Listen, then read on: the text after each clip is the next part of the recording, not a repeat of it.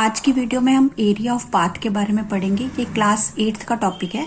इसमें तीन तरीके के बेसिकली केसेस होते हैं। हाँ जी, तो फर्स्ट केस में हमें दिया हुआ है कि इसकी लेंथ जो है वो 20 मीटर और ब्रेथ जो है 15 मीटर। तो हम इसको क्या करते हैं, capital L length of rectangular plot जो है वो हमें दे रखी है 20 मीटर और ब्रेथ ऑफ रेक्टेंगुलर प्लॉट जो है वो हमें दे रखी है 15 मीटर। तो हम उसे कैपिटल एल और कैपिटल बी से डिनोट करेंगे। उसके बाद हमें ये बोला गया है कि इसके अंदर की तरफ 2 मीटर का पाथ बनाया गया है। अब देखिए यहाँ पे दो केसेस हो सकते हैं, या तो पाथ अंदर की तरफ बनेगा या बाहर की तरफ। तो एट दिस टाइम मैं आपको इनसाइड का बता रही हूँ। जब हमें पाथ इनसाइड अंदर की तरफ बना हुआ है तब आउटसाइड का भी बताऊंगी। पहले इसका देखते हैं। जब इनसाइड होता है तो हम क्या करते हैं, जो हमारी लेंथ 20 मीटर है, अब पाथ बन गया 2 मीटर यहां से और 2 मीटर यहां से, क्या हो जाएगा, सब्ट्रैक्ट हो जाएगा। तो जो स्मॉल लेंथ है वो हमारी क्या आ जाएगी, 20 -2 ये दो बार क्यों कर रहे हैं, क्योंकि इधर और इधर दोनों तरफ से लेंथ जो है वो 2 मीटर कम हुई है। तो हमारी जो लेंथ है वो कितनी आ जाएगी, 16 मीटर। अब हम क्या करेंगे, अगर लेंथ में कमी आई है तो ब्रेथ में भी कमी आएगी। हमारी ये ब्रेथ कितनी है, 15। तो 2 मीटर यहां से और 2 मीटर यहां से कम होगी। तो जो न्यू ब्रेथ है वो कितनी आ जाएगी, 15 -2 क्योंकि 2 यहां से कम होगा और 2 यहां से। तो ये कितनी आ जाएगी, 11 मीटर। अब हमें निकालना क्या है, बेसिकली एरिया ऑफ पाथ। तो हम उसको कैसे निकालेंगे, हम यहाँ पे लिखते हैं एरिया ऑफ पाथ। तो वो क्या आएगा, capital L into B minus small L into B. ऐसा क्यों, अगर हम पूरे इस रेक्टेंगल में से, बड़े वाले रेक्टेंगल में से छोटा वाला रेक्टेंगल माइनस कर दें, ये पूरा एरिया निकाला, उसमें से इसका हमने क्या कर दिया, माइनस कर दिया, तो बेसिकली बचेगा क्या, पाथ। तो इस तरीके से हम क्या करेंगे, capital L into capital B में से small L into small B subtract कर देंगे, क्योंकि एरिया का फॉर्मूला होता है, रेक्टेंगल का एरिया का फॉर्मूला होता है।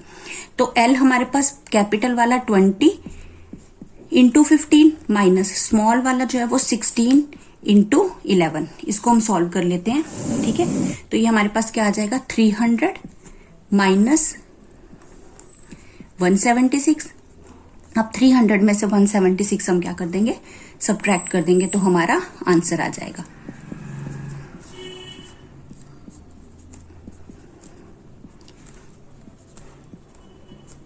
124 मीटर स्क्वायर। तो हमारा एरिया ऑफ पाथ क्या आ गया, 124 मीटर स्क्वायर। केस 2 में हमें बोला गया कि एक रेक्टेंगुलर प्लॉट की लेंथ और ब्रेथ तो 20-15 है, लेकिन अब जो इसका पाथ बनेगा वो इनसाइड ना बनकर आउटसाइड बनेगा, बाहर की तरफ बनेगा। तो आउटसाइड जब हम बनाएंगे तो क्या डिफरेंस आएगा, देखिए ये बाहर की तरफ बन रहा है, तो ये अंदर वाली 20 है। तो हम इस केस में अंदर वाले को स्मॉल ले लेंगे, मतलब जो हमें गिवन है वो स्मॉल दे रखा है, एल और बी। हम कैपिटल अब निकालेंगे, कैसे, देखिए लेंथ पहले 20 थी, अब लेंथ दोनों तरफ से इंक्रीज हो रही है। पहले अंदर बन रहा था तो डिक्रीज हो रही थी, अब 2 मीटर यहां से और 2 मीटर यहां से इंक्रीज होगी। तो जो न्यू लेंथ होगी वो क्या हो जाएगी, 20 + 2 मीन्स 24 मीटर। इसी तरह से ब्रेथ जो है वो भी क्या हो जाएगी, पहले 15 है, यहां से यहां तक 15 है, अब 2 यहां से इंक्रीज हुई, 2 यहां से इंक्रीज हुई, तो न्यू ब्रेथ जो है वो क्या हो जाएगी, 15 + 2 तो ये हमारी आ जाएगी 19 मीटर। अब हमें क्या निकालना है, एरिया ऑफ पाथ। तो हम यहां पर क्या लिखेंगे, area of path is equal to capital L into capital B minus small L into small B. Formula वही लगेगा, बस फर्क ये होगा कि अगर हमें इनसाइड बनाना है तो माइनस करना है, आउटसाइड बनाना है पाथ तो प्लस करना है, ठीक है। तो कैपिटल और कैपिटल बी हम क्या करेंगे, 24 इंटू 19 माइनस 20 इंटू 15। अब 24 को 19 से हम मल्टीप्लाई करके देख लेते हैं, हमारा क्या आएगा,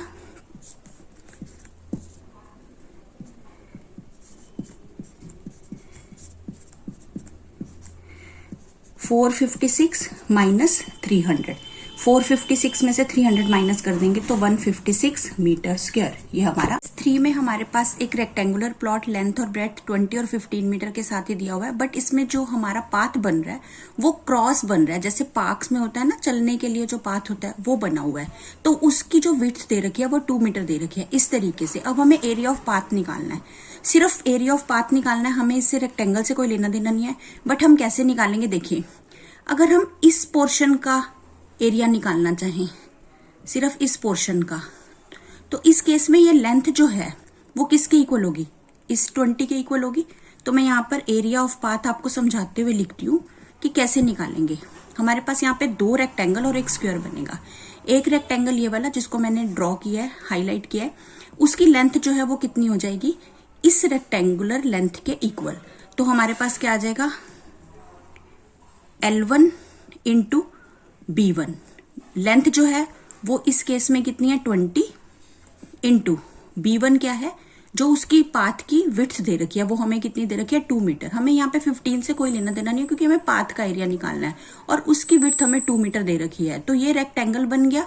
इस रेक्टेंगल की लेंथ ये 20 हो गई और ब्रेड्थ जो है ये 2 मीटर होगी जो हमें गिवन है। तो ये हमारा एरिया आ गया इस पोर्शन का। ओके, अब हमने निकालना है इस पोर्शन का एरिया।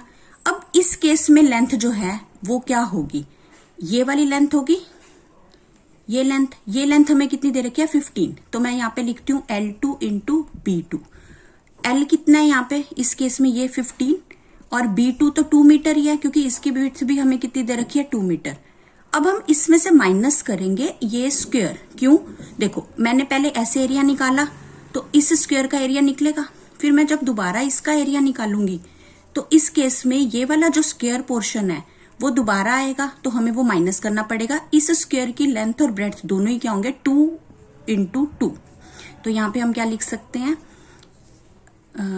ए स्क्वायर लिख सकते हैं क्योंकि वो हमारा क्या है, स्क्वायर बन रहा है, मीन्स 2 इंटू 2। वो क्यों 2 आ रहा है, क्योंकि देखिए यहाँ पर अगर मैं ऐसे करके पाथ की वो बना रही हूं तो इसकी ये लेंथ भी 2 मीटर होगी और ब्रेड्थ भी 2 मीटर होगी। तो इस एरिया को हम माइनस करेंगे क्योंकि वो दोनों केसेस में रिपीट हो रहा है।